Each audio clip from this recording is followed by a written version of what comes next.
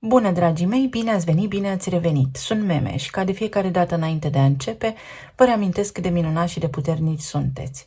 Astăzi vin către voi cu previziunile pentru vibrația 20. Să vedem cum se prezintă o zi sub această vibrație, sub actuala configurație astrologică. Luați informațiile care vă sunt de ajutor, care se aplică pentru viețile voastre.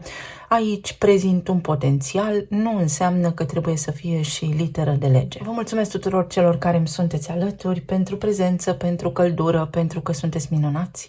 Iar dacă ești aici pentru prima dată și rezonezi cu mesajele, le găsești și tu utile pentru tine, te invit cu drag să te abonezi și să apreciezi acest clip.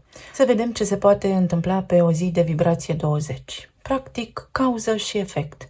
Este o zi de socoteală, în care putem trage la răspundere sau suntem trași la răspundere, nu de cineva anume, ci se creează un anumit cadru, intervine o situație, avem o discuție care, sub o formă sau alta, împinge energia în această direcție. Pentru că, relevant pentru noi la sfârșit de zi, pe o așa vibrație, este să ne autoanalizăm, să ne autoevaluăm, să vedem ce facem bine și ce putem face mai bine de atât, sau unde nu suntem aliniați la valorile universale, la legile universale. Prin perspectiva lui Richard Rudd, numărul 20 a fost descris prin prezență, prin siguranță de sine, dar și prin superficialitate.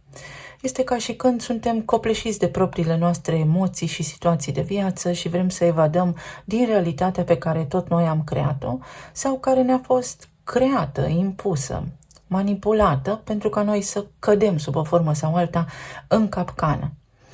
Acest număr 20 lucrează în paralel cu numărul 34, energetic vorbind.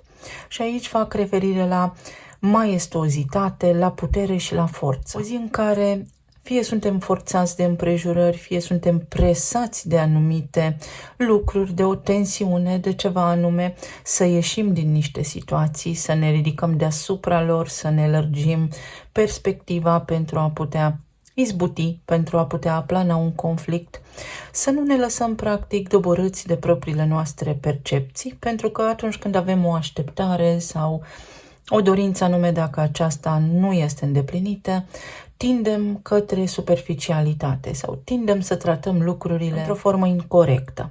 Tot prin intermediul arcanei judecata vorbim despre trezire spirituală, despre reînnoire și despre sensul vieții, despre a da socoteală.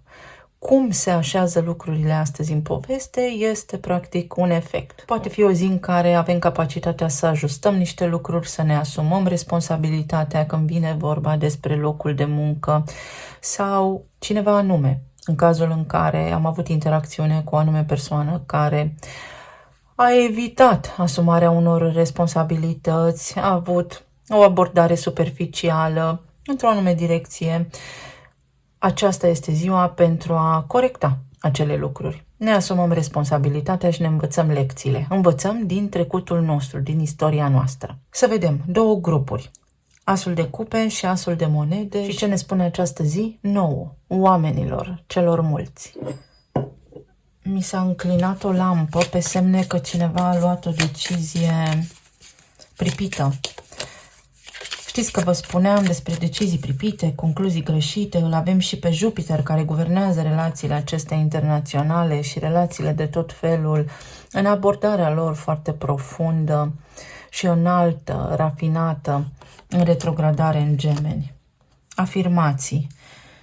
Știrile sau să fim atenți la ceea ce spunem. Pot fi vești, pot fi informații care ies astăzi la suprafață, pot fi facturi, pot fi termene, limită, notificări, înștiințări de pe la instituții care vin pentru că am uitat de ele, le-am tratat superficial, tot omul are treabă, sau pot fi remindere, reamintirea unor lucruri, uite, se pot reactiva discuții din trecut, conflicte mai vechi, pentru a le încheia acum, pentru a aduce pace. Și totul este ok. Lucrurile se pot gestiona foarte ușor atunci când ești sigur pe tine și când faci apel la vibrația înaltă a numărului 20, când te autoevaluezi, când te gândești ce faci și tu sau ce faci tu într-un anume context. Și acel vis, acea iluzie sau potențialul de a pune energia în ceva bun pentru a transforma realitatea, pentru a bloca orice fel de conflict, orice fel de neplăcere care este prezent în viața ta acum sau care s-ar putea manifesta în viața ta acum.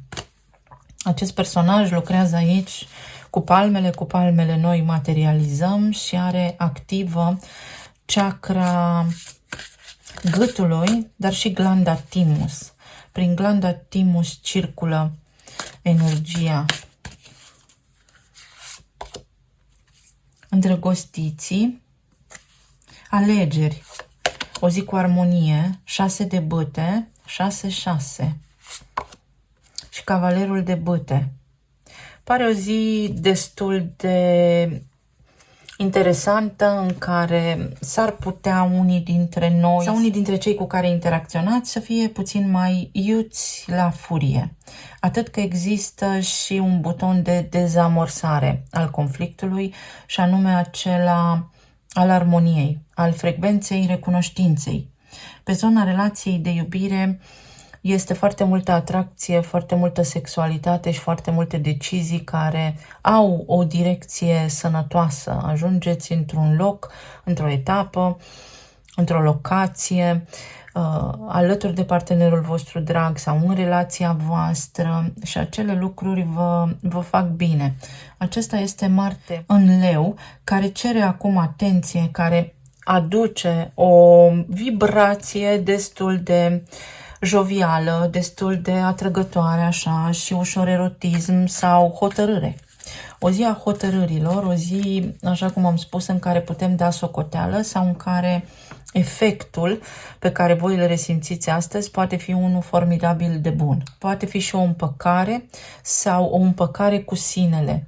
Să eliminăm judecata din ceva anume. Și atunci când mă retrag din orice, sigur că lucrurile se liniștesc mai bine și eu îmi ridic vibrația pe o frecvență mai înaltă.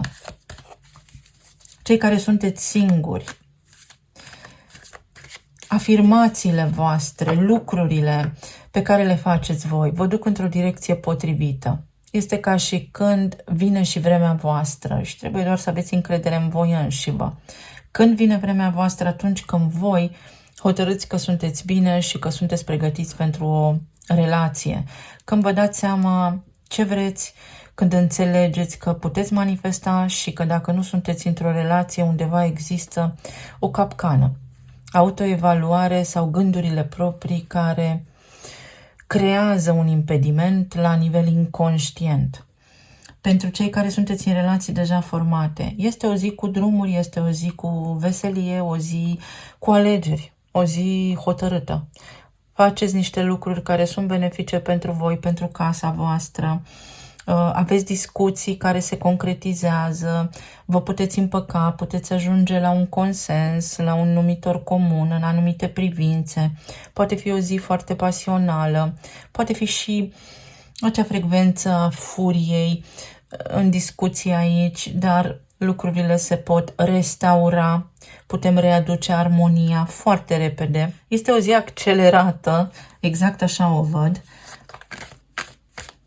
Pentru cei care sunteți sau traversați așa o perioadă de separare, să știți că lucrurile sunt ok și este afirmația nu ești tu de vină, cea care se aplică cel mai bine aici. În sensul că nu este nimic greșit la tine. Este doar o alegere. S-ar putea pentru unii dintre voi să fi fost o aventură de moment cu cavalerul de bâte aici. Avem roata destinului. Vorbeam ieri despre input-output. Astăzi, cumva, iese la suprafață ceva ce am creat anterior. Este o zi a consecințelor, este o zi în care putem reuși să încheiem niște contracte, să facem niște lucruri pe care ni le dorim, să ne îndreptăm către obiectivul nostru mai ușor, poate fi și o zi obositoare, dar aici în zona relațiilor este o zi norocoasă, este o zi cu șanse să avansați într-o direcție pe care voi o doriți acum. Sunt șanse în care unii dintre voi vă puteți îndepărta de o relație pentru că înlăturați chimera. Vă dați seama unde și cum și în ce fel ați fost realiști sau nu. Roata destinului este cartea lui Jupiter și Jupiter se opune Săgetătorului, semn pe care îl guvernează, și v-am vorbit ieri despre recepția mutuală. Jupiter, Mercur, doar că se regăsesc în semnele opuse lor. Poate fi o discuție veche, să iasă ceva la suprafață sau o concluzie în legătură cu o discuție mai veche. Încredere, vă aduce motivație, vă dă putere. Aveți parte unii dintre voi de o coincidență, dar care vă face foarte mult bine. Sau sunteți omul potrivit la locul potrivit într-un sens anume, într-un cadru anume. Pe zona locului de muncă, în perioada ce urmează, este important să luați niște decizii, să vă gândiți practic ce vreți și să luați în calcul și partea de familie, armonia domestică. 6 poate fi format din 1 și 5, 2 și 4 sau 3 și 3. 3 și 3 este un număr maestru și 15 este arcana diavolului, care are legătură cu Capricornul. De aceea am făcut această mențiune. Să fiți atenți și la partea personală, la viața personală, pentru că puteți unii dintre voi fi foarte mulțumiți de locul de muncă, în timp ce nu acordați suficientă importanță familiei sau nu aveți suficient timp pentru familie. Poate aveți o afacere în care lucrurile merg bine, aveți mai mult de lucru, sunt încasări mai mari, începe să prospere afacerea. Pe zona aceasta de sănătate, mici tensiuni la nivel muscular sau treburi care au legătură cu plămânii. Plămânii vin la pachet cu tristețe și tocmai de aceea mă gândeam, dacă noi suntem triști, ce ne provoacă nouă tristețe? De unde este activată această tristețe pe egregorul mentalului colectiv? Pentru că, uite, o resimțim toți. Asul de spade, o abordare îndrăsneață care îți aduce mult succes astăzi, o conversație, un câștig de cauză, sau ar trebui astăzi să faci apel la puterea ta interioară și să spui ceea ce îți dorești. Să faci lumină puțin în povestea ta de viață, pentru că unii dintre voi, uite, sunteți față în față cu succesul vostru, doar că nu aveți claritate sau aveți nevoie de claritate cum să abordați o problemă sau o situație sau un discurs, o conversație. Prin șansă vi se creează cadrul, trebuie doar să fiți pregătiți voi. Vedeți ce interesantă este această roată a destinului, pentru că aici este justiția care este oarbă și avem ciclurile vieții, copilul, adolescentul, omul la maturitate și omul înțelept, avansat în vârstă, vârstnicul. Dar nu sunt aliniate în ordine. Este ca și când mergi de la dreapta la stânga și de sus în jos. Este ca și crucea catolică. Ce interesant. Pot apărea niște știri, așa cum am spus că o să facă Pluton în Vărsător acum, care să ne șocheze la nivel general, așa ca umanitate, dar și pe voi înșivă. Aveți o reușită, aveți parte de o concluzie, de un deznodământ în urma unor lucruri bine făcute, în urma unor lecții învățate. Dacă nu repetați o istorie, ați învățat din istoria voastră și vă autoevaluați cu sinceritate sau luați hotărârea, în sfârșit, aveți cale liberă în manifestare. Asul de cupe. Regenerarea, ceva se naște, ceva ia amploare. Un lucru care ia amploare. Discutăm despre un parteneriat, discutăm despre o ofertă de muncă, discutăm despre o campanie de marketing. Este energie și emoțională, dar și erotică, așa, în aer, în eter. Sunt și șanse, sunt câștiguri de bani pentru unii dintre voi, o bonusare, o anexă la contract și avem călărețul. Mesaje, gânduri, idei și vești. Veștile sunt transmise și de asul de spade, veștile sunt transmise și de cavalerul de băte. Puteți primi un răspuns rapid, puteți rezolva acum rapid ceva, puteți folosi niște diplome, o experiență de viață, înțelepciunea voastră în ceva anume. Este un progres, este un succes care va duce și încântare la nivel personal. Și grădina. Activități sociale, întâlniri, întruniri, ne întâlnim, mergem la niște conferințe, la un congres, vorbim într-un grup, ne regăsim mai mulți oameni, sărbătorim o zi de naștere, sunt invitat undeva, un grup de prieteni, dar poate fi și escapismul. Nu vreau să fac ceva anume și aveți acum ocazia să spuneți nu. Unii dintre voi vreți să spuneți nu pentru că aveți ceva mai bun de făcut.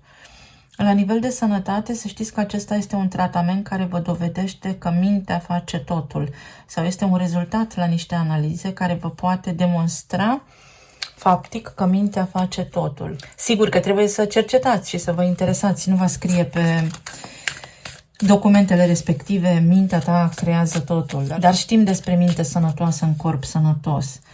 Ce mai este foarte important aici? Suport, ajutor, omul potrivit la locul potrivit. Sau poate fi ajutor din planul eteric de la divinitate și recunoștința. Te mulțumește ceva astăzi, ești recunoscător pentru ceva sau cineva îți mulțumește astăzi. Poate fi o discuție cu un superior, o discuție cu cineva înțelept, o discuție cu cineva care știe să dezbată un subiect anume despre care tu ești interesat. Poate fi ajutor din partea partenerului de viață, ajutor din partea copilului, reușești ceva, ai o discuție care te încântă, găsești o informație care completează puzzle-ul de care ești tu interesat acum. Poate fi cineva nou care intră în viața ta astăzi, mâine, în curând, în funcție de cât de repede poți tu manifesta. Ai o colaborare astăzi, te ajută cineva. Să vedem ce spun și talismanele.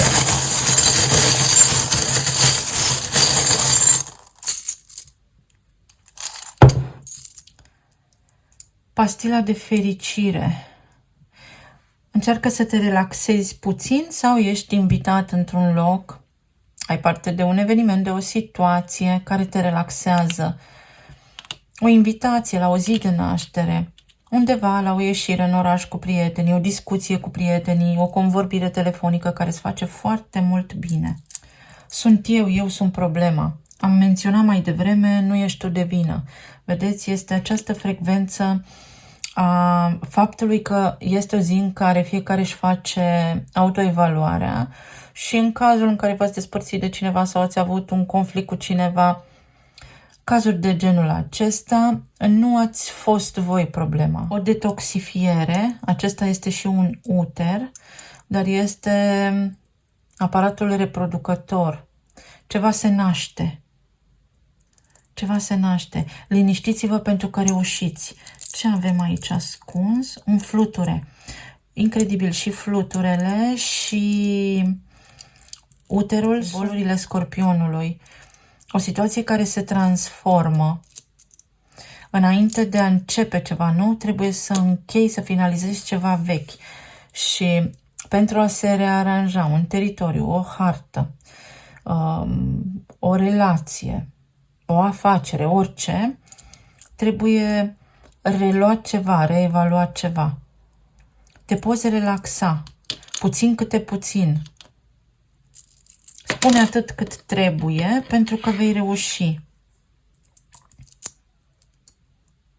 Ai de făcut niște lucruri importante astăzi sau ar trebui să faci ceva tu, să nu amâni o decizie sau o activitate, o acțiune, pentru că poți și pentru că te bucuri.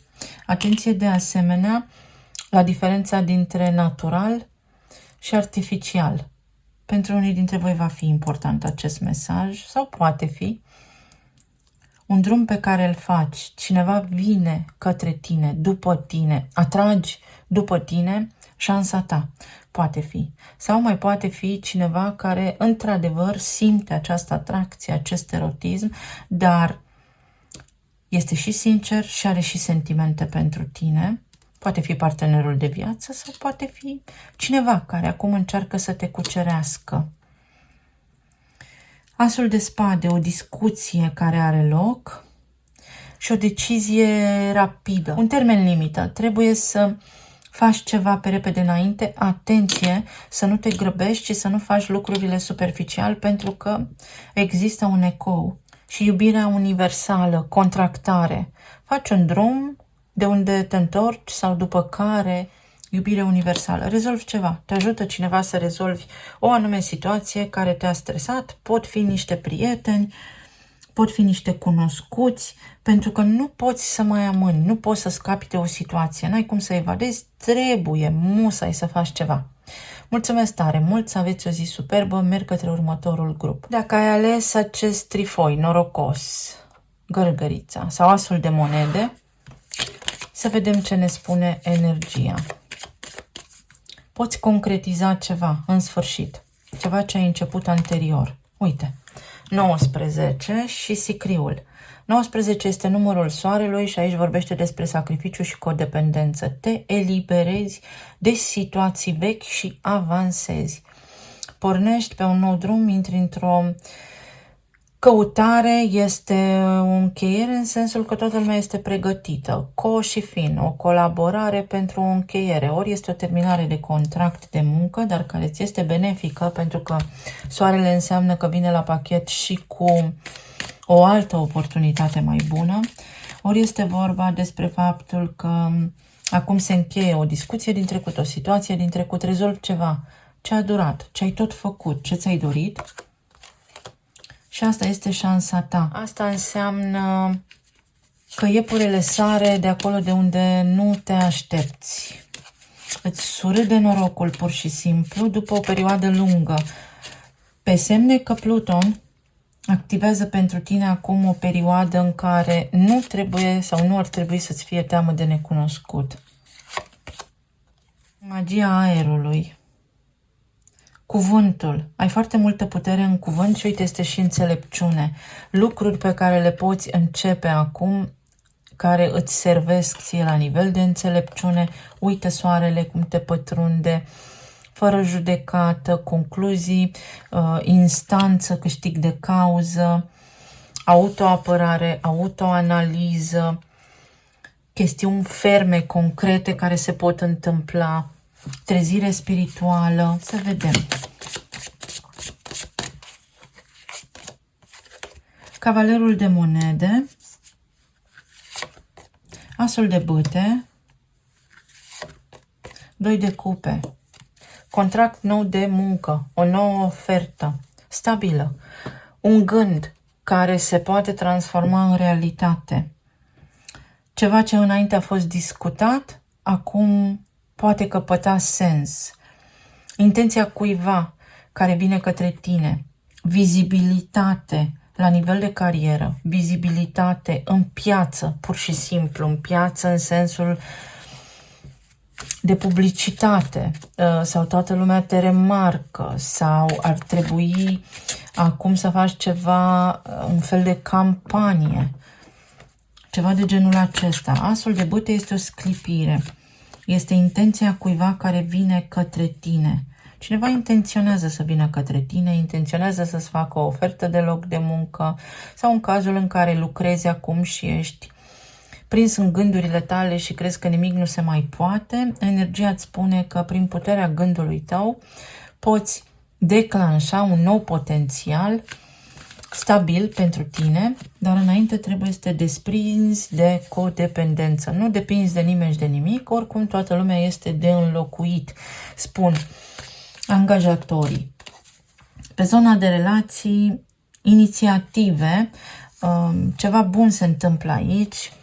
Aveți treburi casnice, administrative de făcut, este o încasare, sunt niște bani, sunt niște planuri, poate fi un bonus pentru voi, poate fi o discuție foarte serioasă care capătă sens acum în viețile voastre, poate fi un act de curaj în legătură cu relația ta, dacă să pleci, dacă să mai stai, poate fi sacrificiu în sensul bun, te ajut eu astăzi, te acopăr eu astăzi, lasă că fac eu pentru tine asta astăzi sau lasă că fac eu anumite treburi și în acest timp tu te ocupi de alte lucruri și asta înseamnă echilibru, înseamnă spirit de echipă. Este o zi care poate activa spiritul de echipă, este o șansă de reevaluare dacă ne gândim la facturi, la plăți, la credite, debite. Avem regele de monede. Ceva crește, te bazezi pe cineva, o ofertă, vezi, un soț, un tată care te poate ajuta, un mentor care te poate ajuta, un șef care te poate ajuta sau care îți face o propunere, sau este energia masculină, încrederea că tu poți acum începe ceva anume. Situațiile voastre de viață sigur că diferă.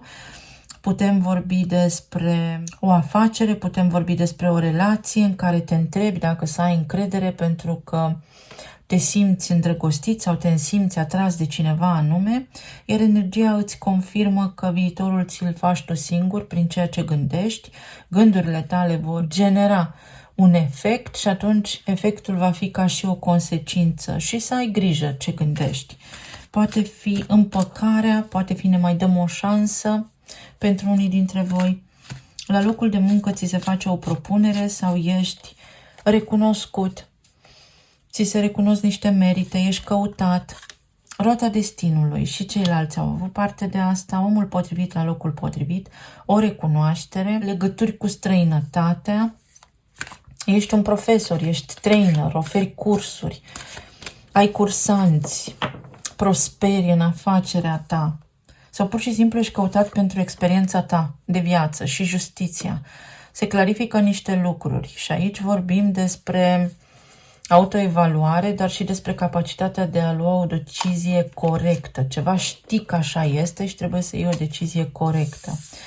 Se întâmplă și să ai o șansă să se corecteze ceva, să se remedieze ceva într-o instanță, într-o mediere, ceva de genul acesta. Poate fi vorba și despre o zi corectă între tine și partenerul tău de viață, poate fi și o decizie de divorț a unora dintre voi, care vă oferă șansa de acum înainte să vă reveniți și să vă regenerați. 10 de cupe. O zi extraordinar de bună în care tragi niște concluzii. Este ca și când se întoarce către tine binele făcut și când mai mare nevoie ai de ceva, ori ești tu norocos, ori în permanență ai lângă tine oameni care te ajută. Ori cineva pur și simplu vine și salvează situația astăzi, trebuie doar să ceri ajutorul. Este o împlinire aici, este o desăvârșire, împăratul, nodul nord.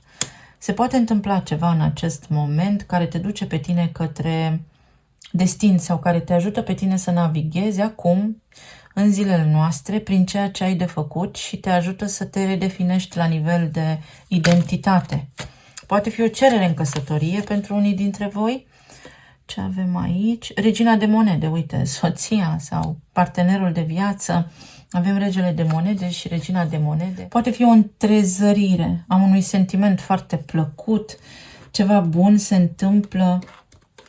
Poate fi și un partaj, poate fi și o separare. Ce ne-a apărut aici? Persoană de foc, berbec, săgetător și leu. Un lider, o promovare, o ofertă de muncă, ascensiune la nivel social, un statut mai bun, forță să începi ceva, forță să te regenerezi, să-ți regenerezi corpul pentru că te întărești, te vindeci, vizionar. Ori ai interacțiune sau în viața ta pe cineva care este vizionar și care în acest moment ori ți este mentor, ori prieten, ori partener de afaceri, ori soț, ori potențial iubit, te ajută să îți deblochezi creativitatea, să înflorești, să începi să trăiești. Și uite, avem aici profesor, actor, antreprenor, artist, relații publice, Începând cu această perioadă, viața ta poate căpăta sens. Optimă energie, extraordinar de bună. Cu soarele însăgetător acum, ești mai atrăgător. Mergi la niște evenimente, se întâmplă ceva bun pentru tine și asta este șansa ta să te conectezi, dar și să te înțelegi pe tine. O nouă relație sau ceva la nivel de relație contractuală. Și aici vorbim despre relațiile 1 la 1, clienți, parteneri de afaceri, prietenii foarte buni, relația cu partenerul de viață sau trec la o altă etapă, la un alt nivel în relația pe care o am acum și este mai stabilă etapa aceasta. Și cartea, din nou, numărul 26, secrete, cunoaștere ascunsă, educație înaltă, informații pe care le deții. Te ajută cineva cu o informație, îți vinde un pont cu ghilimelele de rigoare și tu te descurci. Descoperi ceva. Sau aici sunt niște secrete îngropate pe care acum le descoperi și în funcție de acestea poți lua o hotărâre în sfârșit. Sau poate fi vorba despre înțelepciunea de a ține pentru tine ceea ce știi, pentru că alții nu sunt pregătiți, pentru informațiile pe care tu le deții. Numărul 10. Putere de manifestare și roata destinului, uite. Străinătate, viză, înflorești. Ca și la celălalt grup a apărut pastila asta pentru fericire. Și uite, te calmezi după o situație, după o perioadă furtunoasă. Te eliberezi. Îți calmezi mintea. Mintea trebuie calmată.